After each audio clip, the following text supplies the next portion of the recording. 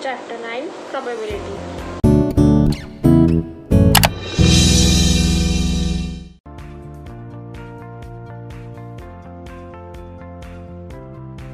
Chapter 10 Decision Theory. Definition: a process of selecting an act out of several available alternatives course of action judged to be the best action according to same predetermined criteria. ये process होता है, अपने पास बहुत सारे outcomes available, alternatives available होते हैं, उनमें से अपने को जो बेस्ट होता है ना, उसे ही अपन सेलेक्ट करते हैं और उसे ही अपन क्या बोलते हैं, डिसीजन थ्योरी.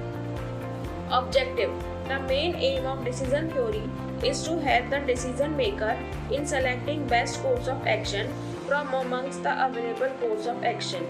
जो मेन एम होता है डिसीजन थ्योरी का, तो यही होता है कि वो डिसीजन मेकर को हेल्प करता है कि वो बेस्ट कोर्स सेलेक्ट कर सके. जितने भी अवेलेबल कोर्सेज ऑफ एक्शन होते हैं, अपने पास 4-5 ऑप्शंस अवेलेबल होते हैं, उसमें से जो बेस्ट ऑप्शन होता है वो ही अपन सेलेक्ट करते हैं और उसे अपन क्या बोलते हैं, decision theory. Decision maker. The decision maker refers to individual or a group of individuals responsible for making the choice of an appropriate courses of action amongst the available courses of action. Decision maker कौन होता है? या तो कोई individual हो सकता है या फिर कोई ग्रुप ऑफ इंडिविजुअल्स हो सकते हैं जो कि रेस्पॉन्सिबल होते हैं making the choice of an appropriate courses, कि वो उनके पास वो रेस्पॉन्सिबल होते हैं कि जो भी वो कोर्सेज चॉइस लेंगे वो एकदम अप्रोप्रिएट होगी, जो भी उनके पास अवेलेबल कोर्स ऑफ एक्शन है. कोर्स ऑफ एक्शन मतलब जो भी उनके पास सोर्सेज हैं, जो भी उनके पास चीज़ें हैं, उसमें से वो बेस्ट आपको चूज करके देंगे. Courses of action. अब कोर्सेज ऑफ एक्शन बार बार यूज आ रहा है. अब ये क्या होता है? The alternative courses of action और strategies are the acts that are available to decision maker. कि उनके पास कुछ एक्ट्स होते हैं, उसमें से उनको बेस्ट चूज करना होता है. Example: the number of units of a particular item to be ordered for stock. कि स्टॉक के लिए अपने को कुछ ऑर्डर करना है तो अपन कुछ यूनिट्स देंगे ना, कि इतनी ही पर्टिकुलर यूनिट्स को आपको ऑर्डर करना है. स्टेट्स ऑफ नेचर और outcomes. The events identify the occurrence which are outside the decision maker control and which determine the level of success for a given act. कुछ चीज़ें होती हैं जो डिसीजन मेकर के भी कंट्रोल में नहीं होती, और वो जो चीज़ें होती हैं वो ही लेवल ऑफ सक्सेस, मतलब कि कितना सक्सेस होगा लेवल का, वो पता चलता है उसी से ही. Example: the level of market demand for a particular item.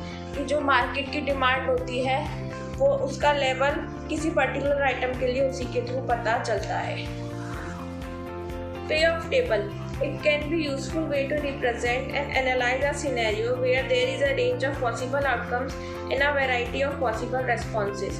Payoff table वो होती है कि जो यूजफुल वे बताती है रिप्रेजेंट करने का और एनालाइज करने का सिनेरियो का, कि जो रेंज है पॉसिबल आउटकम्स की और जो वैरायटी ऑफ पॉसिबल आउटकम्स है उनकी जो रेंज होती है वो अपने को पता चलती है. It simply illustrates all possible profit और losses and as such is often used in decision making under uncertainty. ये सिंपली इलस्ट्रेट करती है कि जो भी पॉसिबल प्रॉफिट और लॉसेज होंगे जितने भी, उन सबका वो आपको एक ब्लूप्रिंट टाइप आपको बता देगी. Regret or opportunity loss. The difference between the highest possible profit for a state of nature and the actual profit obtained for a particular action taken. Regret और opportunity loss क्या होता है? जो difference होता है, जो भी हाई है, जितना भी हाईएस्ट, सबसे बड़ा, सबसे लार्जेस्ट पॉसिबल प्रॉफिट हो सकता है एक्चुअल प्रॉफिट के कंपेयर में. ठीक है, तो ये होता है रिग्रेट और अपॉर्चुनिटी लॉस. अब है types of decision making. Decision making under certainty, decision making under uncertainty and decision making under risk. ये तीनों अपन आगे चैप्टर में डिस्कस करेंगे. Decision making under uncertainty. Methods: the criteria of pessimism, इसको अपन maximin भी बोलते हैं. The criteria of optimism और maximax.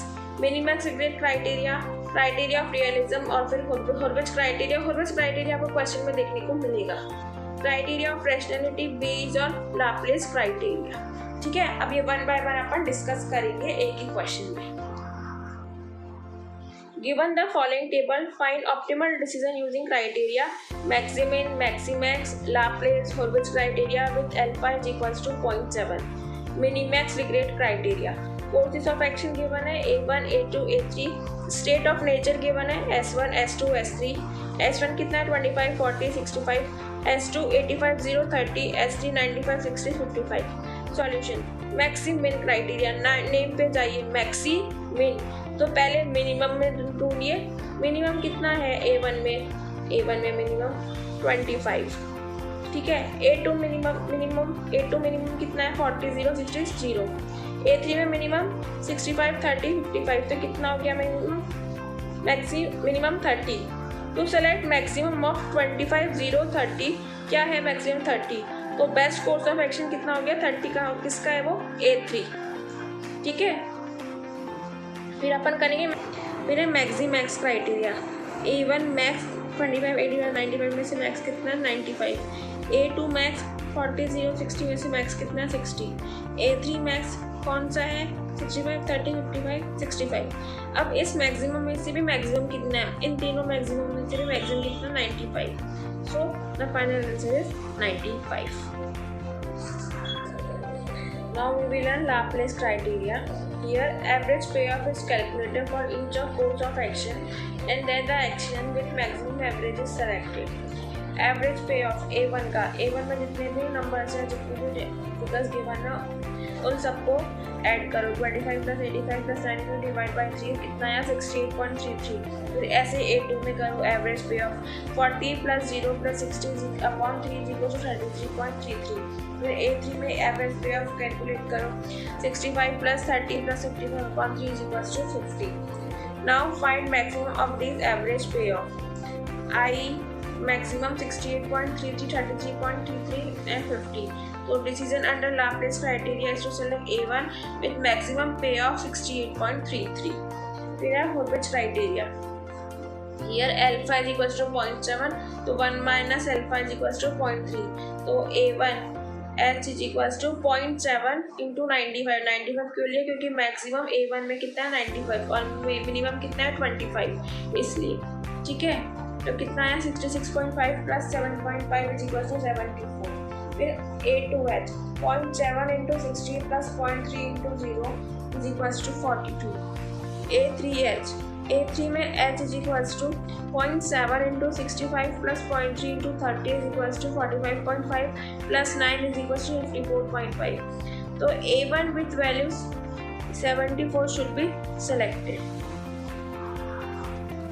फिर अपन लेंगे regret table A1 A2 A3 S1 S2 S3। Regret table कैसे निकलती है, जो S1 में सबसे मैक्सिमम होता है उसको अपन करते हैं। इसका वर्किंग नोट में अपन आपको समझाएंगे, अभी फिलहाल आप ये देख लीजिए। Now to calculate maximum regret for each section. For A1 maximum कितना है 40 0 0, तो 40। ये आप थोड़ा सा ध्यान देकर रिग्रेट टेबल को समझिएगा। For A2 max 25 85 35 85, for A3 max 0 55 40, so 55. Now find minimum of these regret values, that is minimum of 40 85 55 is equals to 40. Hence the decision under minimax regret criteria is to choose A1 with minimum value 40. Working note: minimum regrets criteria. For S1 maximum 65, for S2 maximum 85 and for S3 maximum 95. Regret values for S1 are 40 25 0, for S2 are 85 minus 85 85 minus 0 85 minus 30, for S3 are 95 minus 95 95 minus 60 95 minus 55। तो समझ में आ रहा है, जो S1 है ना उसमें जो मैक्सिमम है उसको सब में से माइनस करना है। फिर S2 है, S2 में 85 है, 85 में से सबको माइनस करना है। S3 में 95 है, 95 में से सबको माइनस करना है। आई होप ये अच्छे से आपको समझ में आ गया होगा। रिग्रेट टेबल ये जो वैल्यूज आ रही हैं ये अपन को यहाँ पुटअप करनी है। Decision making under risk. Probabilities could be assigned to future event by reference to similar previous experience and information. इसमें डिसीजन मेकिंग अंडर रिस्क में अपन तीन चीज़ें निकालेंगे, EMV, EPPI एंड EOL। Expected monetary value, expected pay off with perfect information and expected opportunity loss. For the following pair of table with corresponding probabilities, obtain the best decision using EMV, EPPI, EOL. Course of action A1, A2, A3. इसमें probabilities आपको हमेशा given होगी. S1, S2, S3, 2500, 4000, 5000, 2500, 3500, 2500, 0.5, 2500, 2000, 1200, 0.1. We want to obtain the best decision action using EMV criteria. 2500 A1 निकालना है, A2 निकालना है और A3 निकालना है. A1 कितना है 2500 into 0.4 plus 2500 into 0.5 plus 2500 into 0.1. 1000 plus 1250 plus 250 तो कितना है 2500. फिर EMV A2 4000 into 0.4 plus 3500 into 0.5 2000 into 0.1 1600 plus 1750 plus 200 कितना है 3550. EMV A3 5000 into 0.4 plus 2500 into 0.5 plus 1200 into 0.1 2000 plus 1250 plus 120 equals to 3370. तो EMV मैक्सिमम कितना है A2 में सबसे ज़्यादा है. तो अपना आंसर क्या हो जाएगा EMV is maximum for action A2. It is the optimum action. Now let us apply the EOL criteria to find the best decision.